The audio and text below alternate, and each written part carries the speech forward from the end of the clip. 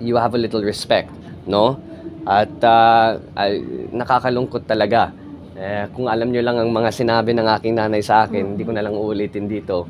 Pero galit na galit talaga, kakasuhan pa daw niya. Pero sinabi ko, wag na lang, hindi tayo ganun. So ako na lang nakikiusap sa mga tao na wag naman maniwala sa lahat ng nakakarating sa kanila. Andito naman ako, pwede nyo naman ako tanungin anytime kung ano talaga yung katotohanan. So I just wanted to make that clear. Once again, the First Lady and former First Lady Imelda Romualdez Marcos walang kinalaman dito sa Lawag, dito sa Ilocos, especially with regards to local politics in the barangay and SK elections. Under the name of Ferdinand Bakugay, na umiikot sa mga kapitanes at sinasabi niya na ay namimigay po ng pera at sinasabi niya sa mga tao na galing po ito sa First Lady and former First Lady Imelda Romualdez Marcos. At yan daw ang instruction ng ating First Lady at ang instruction ni IRM. I will say this once and once only, ang ating First Lady hindi nakikialam sa politika, lalo na dito sa Ilocos Norte. Alam naman natin may mga iba't ibang advokasya ang ating First Lady katulad sa Love for All at ang mga iba't ibang initiatives na ginagawa niya ngayon. Kaya ako rin, medyo napikon, medyo nagalit nung tumawag siya sa akin kaninang umaga nung naglanding tayo rito na merong ganitong tao na umiikot at ginagamit ang pangalan. Hindi lang ng pangalan ng First Lady, kundi ang pangalan ng pamilya ko. Kaya pati ako medyo nagagalit ng konti pero okay lang.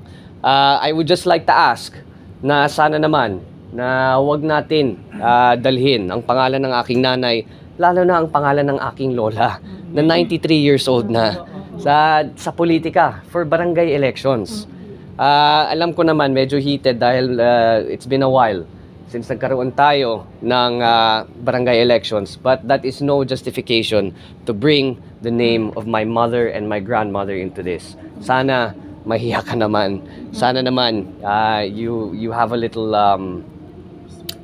little respect, no? At nakakalungkot talaga.